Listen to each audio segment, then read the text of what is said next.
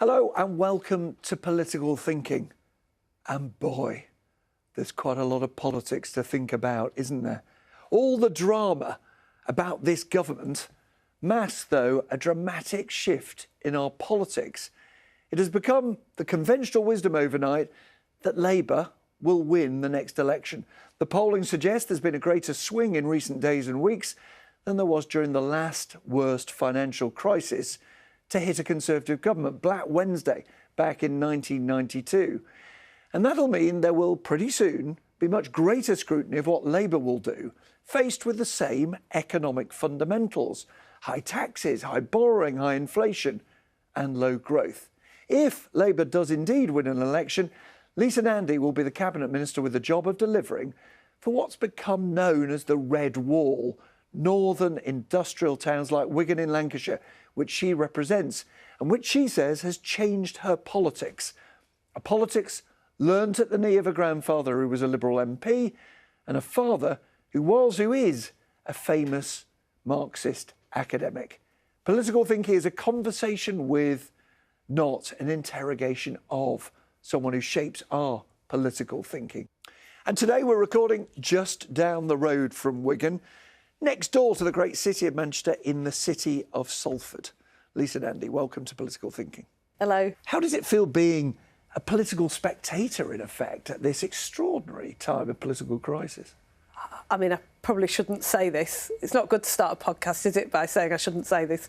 But, you know, in some ways, it's sort of quite a relief for it not to be Labour at the centre of all the drama. We've had huge amounts of political upheaval on our own side, and you know, us being the party that isn't going through that is unified, and looking out to the country is a good place to be. But when you part the politics, which of course we'll get to in a second, do you also watch open-mouthed and think, my goodness, how's this happening? A bit, actually, yeah. So we got used to lots of political drama in the last few years, and it's almost become the norm. But there's something really extraordinary about what's happening to the Conservative Party at the moment. When Boris Johnson fell, I was sitting on a bus in Berlin.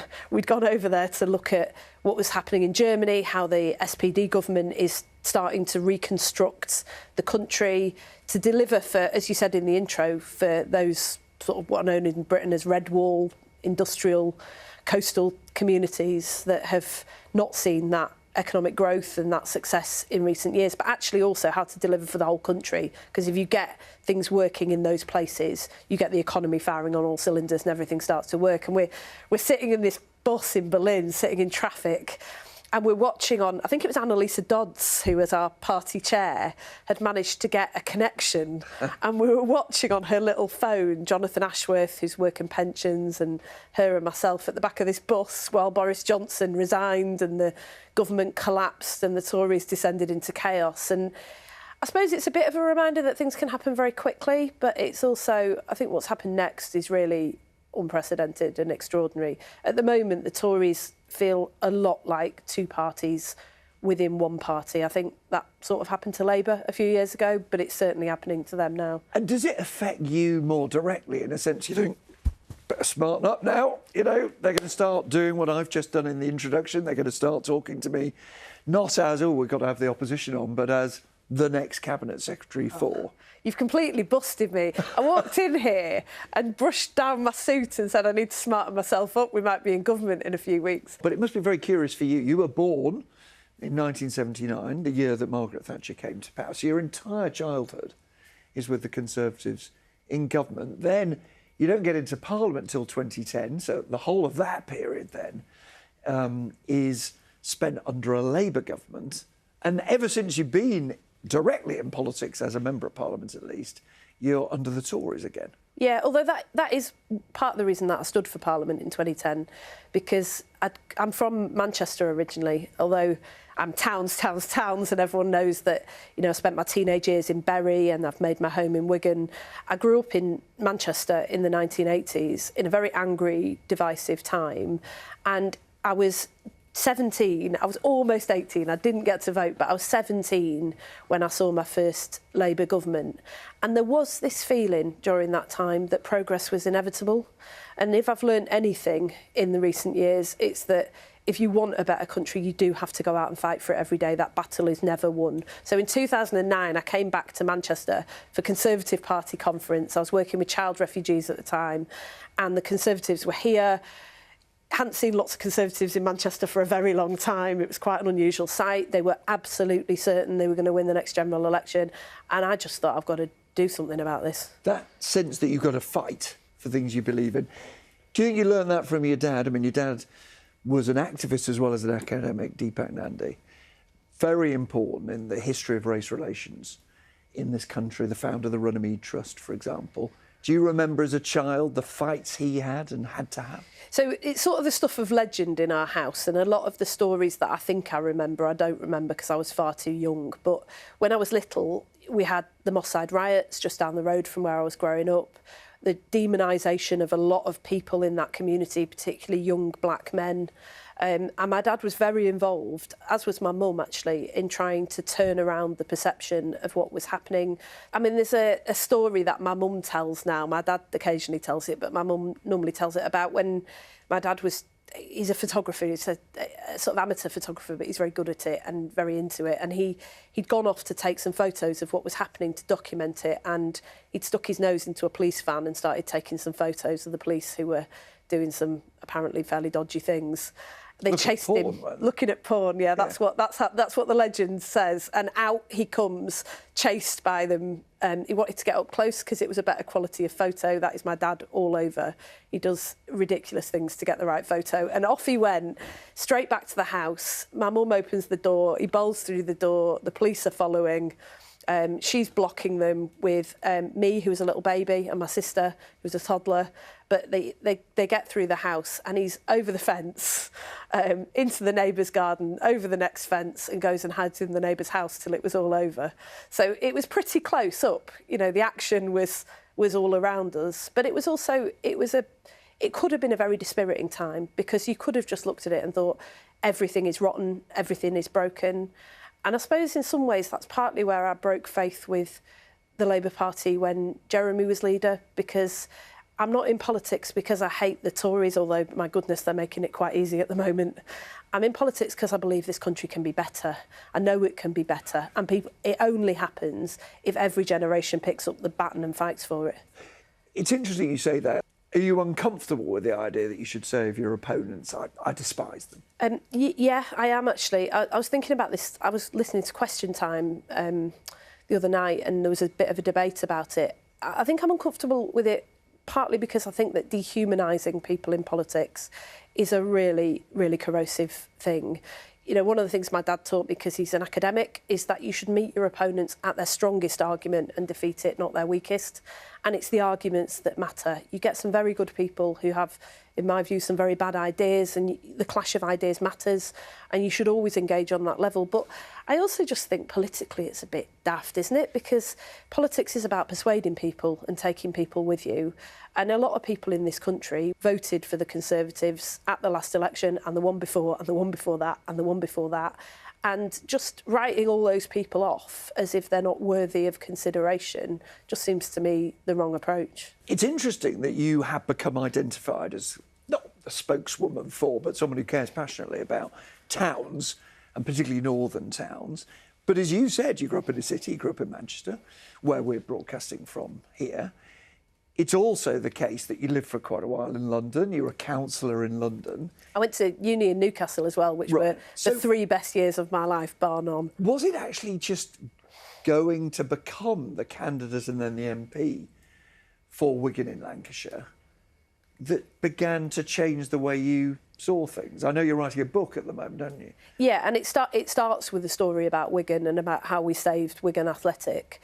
It's about the future of the country, but it starts with Wigan for a very particular reason, because I am a different person than I was 12 years ago, and that is entirely as a consequence of having made my home in Wigan, raised a family in Wigan, my friends, my neighbours, as well as my constituents, understanding the experiences of people in places that often aren't reflected in the political debate has completely changed the way that I think about not just the country but the world. But it's quite a thing to say you're a different person. I can understand you might say, I've got different policy ideas, it's changed my view. But you're saying something more fundamental than that. Yeah, I think that's right. I mean, I'm somebody who grew up in Manchester.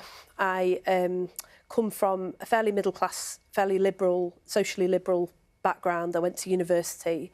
And in that, I'm quite unlike, not all of my constituents, but a fair chunk of my constituents who come from a very working class background outside of a major city. Many of my older constituents didn't go to university, although the younger ones now often do, in no small part thanks to the last Labour government. On a lot of issues that have become really big hot-button issues for Labour, like immigration and social security and human rights and Brexit, quite famously, I've had to find a way of compromising and accommodating and understanding where a lot of my constituents are coming from, as they've had to sort of get used to me and understand where I'm coming from as well. And that's made me a different sort of politician, much more consensual, much more interested in negotiating my way through shared challenges. And in turn, I think that's made me a different sort of person. Representative democracy is the most awesome thing. When you get elected as a representative, you almost can't quite believe that these, hundreds of thousands of people that you've never even met have ticked a box to say that you can represent them. Of course, they're voting for your party, they're not just voting for you. But, they're trusting your judgment because they're not going to monitor everything that you do and say on things like going to war, huge major decisions that are going to change their lives and their families' lives.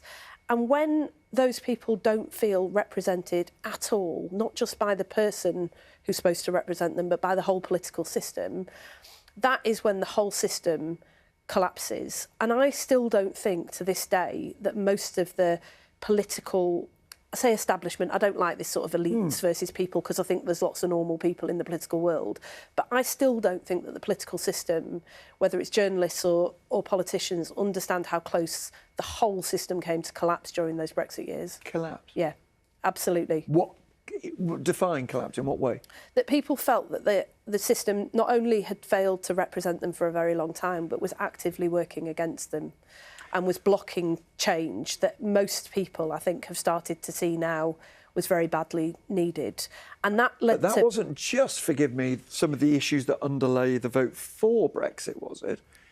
It was also the view that, and I put it in inverted commas, that the establishment didn't want to listen to the people who voted leave, were actually doing everything in their power to overturn that, whether it was through Parliament, whether it was through the Supreme Court, whether it's through campaigns in the media, a sort of sense that we were given the vote and then people didn't want to listen to our vote because we happened to vote the wrong way. Yeah, but it was much more fundamental than Brexit. Brexit became the sort of catalyst for all of this, but it wasn't really about the European Union. It was about a political system, an economic model that wasn't delivering for people, and a political system that told them that they were stupid, that they were dinosaurs, that they were racist, that this was progress and they either got on board or got out of the way.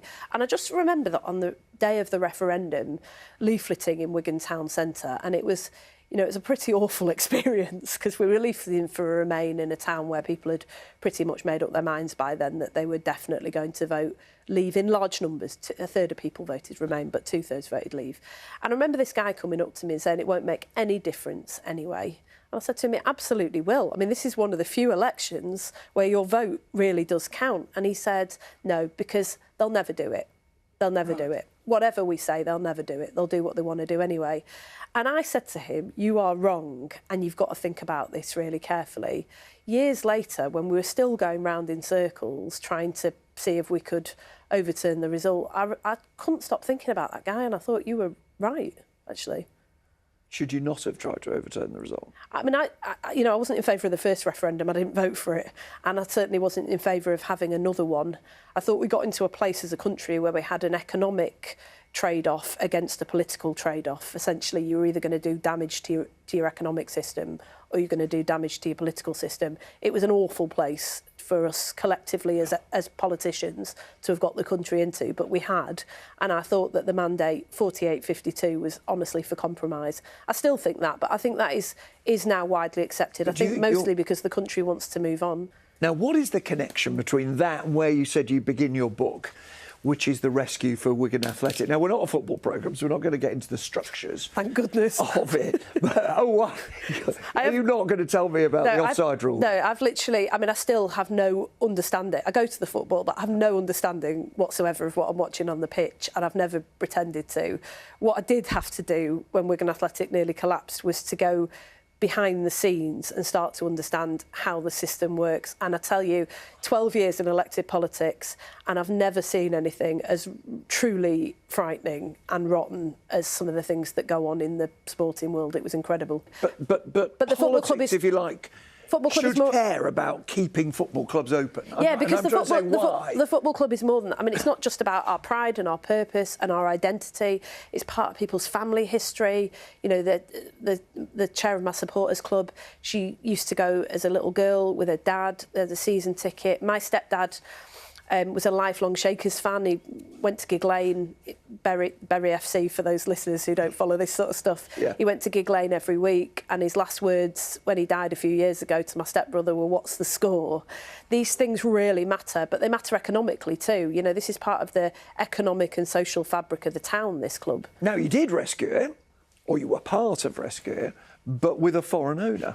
Yeah. Now, some people think it's foreign ownership that is killing football because it is dissociating football's community from the people who actually own clubs. Yeah, we fought really hard and we came together and we had to do some fairly extraordinary things and call in a lot of favours from some very good people in high places. But most of all, what I learned from that experience is that the system is tilted in favour of people who want to come in and make a quick buck. They want to take and extract, and in many instances end up destroying, perhaps not by design, but they're quite cavalier about whether they do or not. And it's tilted away from the people who are in it for the long haul, who have skin in the game.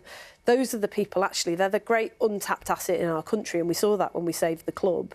These are the people that will work harder and try harder and do more and think more creatively to make things work because they've got no choice, because it matters so much. And the way that it informed my politics, really, was that it made me understand that we've got to tilt the system back in favour of those people. And so you that mean instead overall, of rubbing up Lisa, against just to be the clear, system, you're not having a conversation purely about football here, no, you're saying this is a symbol far bigger than of that. the way the economy works. Yeah, absolutely. So that, you know, when you're the person who's sitting in your community watching ropey landlords from other parts of the world or other parts of the country coming in and buying up large swathes of the housing stock and creaming off the housing benefit and running the housing stock down and treating their tenants badly and ruining the local community, the power should be in your hands, not theirs, to do something about it. Is this levelling up Labour style?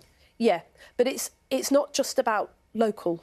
So it starts local because that's where you find people in every place in this country who are going to go out and fight for their communities and build and invest and create for the long term. But that means that the national system has to change. I mean, you know, you talked about the foreign owner of Wigan Athletic, who is incredibly popular in the town. Talal is our chairman. He's over all the time from Bahrain. He's become an honorary Wiganer. He's always posting about pies on his Twitter account. But it's more than that he's given a commitment to the town that he's in it for the long haul and that he cares about what happens there. And that taught me that, you know, it's not that local is good and national or global is bad.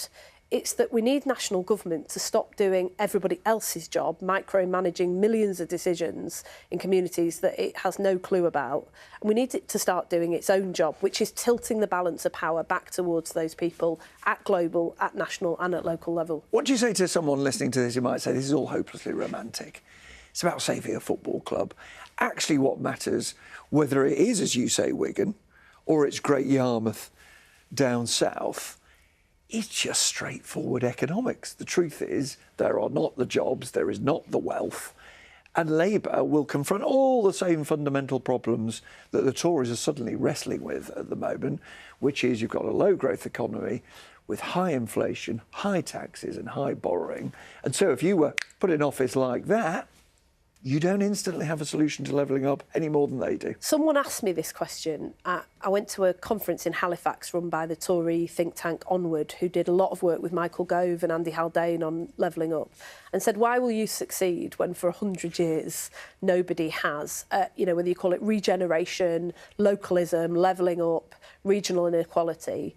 And my answer is that this is not a regional or a local issue. This is a national issue. For 19 of the last 20 years, only 2 regions, London and the South East, have had the investment and the backing from the government to put more into the public purse than they take out. Everybody else has effectively been put by government into a state of managed decline. And the country can't succeed like that. I mean, you'll know this from London, that, a million kids move to London every year to try and find higher wages. I was one of them all those years ago.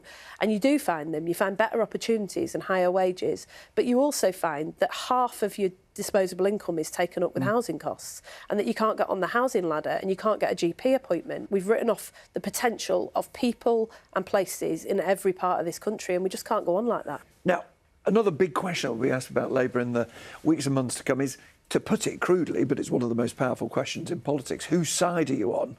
You did go on a picket line. You did stand with BT workers back in the summer. And yet Keir Starmer seems to be saying to people like you, don't go on a picket line. Look, this all got very blown up into a sort of ongoing row between Labour people about picket lines. But actually, I don't think you can put a piece of paper between me and Keir on this. He doesn't think that we should be out picketing. That's not our job. And I agree with him. When I went down to meet the BT workers, it was just simply to say hello, listen to what they were dealing with, hear about the dispute, see what I could do to help. I met with the Royal Mail workers, but we did it not on a picket line because we were able to do it in their office on a non-striking day. The point is this, is that our job is to understand what is happening and then go out and solve it. In government, we would solve it by sitting down with them and negotiating our way through what is a shared challenge that, especially when you're in the public sector, there isn't a lot of money around. Inflation has gone through the roof and people are not being paid enough and they need a pay rise. Now, that is a difficult square to circle or circle to square, but the only way you do it is by talking. But I can see the subtlety of what you're saying. But in opposition, our job is not just to go around with placards saying this is terrible. Our job is to get into Parliament and drag ministers to the dispatch box in order to hold them to account for it. It's what I did with Michael Gove about local government workers. Sure, understood. We're some of the only people in the country who have the power to do that. And Keir's point, which I fundamentally agree with, is that we should be doing our job so that they can get back to doing theirs. Now, I was reading the other day that you are ferociously competitive. No. Is this true? No, absolutely not. That your son's recent sports day, you went for the adult sprint? Well, what else are you going to go for? Yeah, cross the line with a dad who works as a professional sports trainer. Yeah, I was pretty pleased with that. Are you? I was out the traps much quicker than the rest of them. Are you? Well, if you're in, you're in to win. You're in it to win it. Yeah, absolutely. Well, otherwise, why take up space? Yes. But this is not my only piece of evidence. I'm told that board games are banned in Lisa Nandy's house. A little bit, yeah. Why? This may or may not be true. I've had to learn to tone it down a bit. I've now got a child who is of Nintendo Switch age. Okay. And I've had to learn to just be a little bit more zen. In my defence, I think there is something quite important about this. I learnt this from my mum, is that when you set your sights on something, if you know that it's the right thing to do, you should go for it and you should be all in. And in fact, that's the title of my new book, All In, because I think it's only by being all in that you actually grab hold of things and change them. And I'm not, really in politics for sort of, tinkering around the edges. I think we really do need to change things, and that means you've got to go for it. And when I stood to be leader of the Labour Party, it was always a long shot, of course it was, but we didn't do it by half measures because we felt it was so important and so much was at stake. And sometimes I look at politics and the way that we talk about things, and it's celebrated that men go out and fight for what they want and don't compromise and take no prisoners. And yet women are sort of apologetic for it. And I guess I'm sort of saying to you today, well, in fact, I am saying to you today, I'm not apologetic about it. I'm ambitious for this country. I'm ambitious for my constituents and my community. And I'm going to go out and fight for it. So we'll put you down for the next leadership contest. Oh, God. In 20 years' time, when we've been in government, we've sorted all this mess out, I'm fairly sure that I will be allowed to retire at that point and go around terrorising other kids with board games. That's my plan. One final serious question. You didn't look like you enjoyed it very much running for the leader. It was, it was one of the most stressful times that one of the most stressful decisions I've ever made, I think. And the reason was I felt there was so much at stake. I thought if we turned up and said Corbyn 10 out of 10, Brexit 10 out of 10, Labour 10 out of 10, we just need to put our foot on the gas and do more, I thought we'd make a decisive break with people in every community in this country, in every region, who had built this party and had lost faith with us. I didn't think there would be any way back. And so, win or not win, it felt very much like a small group of us trying to turn the ship away from the rocks.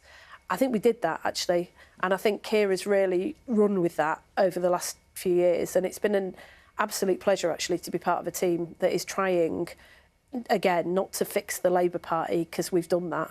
It's to fix the country. Lisa Nandy, thanks for joining me on Political Thinking. Thank you. It is one of the great cliches of politics that governments lose elections and oppositions don't win them.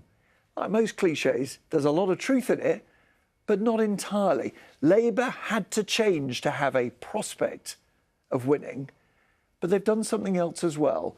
Quite consciously said very little about what they'll do in power, not come up with a great policy perspective. Pretty soon people will want answers to the questions we've just been exploring. If you are living in an economy with low growth and high tax and high borrowing and high inflation, how on earth will Labour help the sorts of people it's committed to help? Thanks for watching.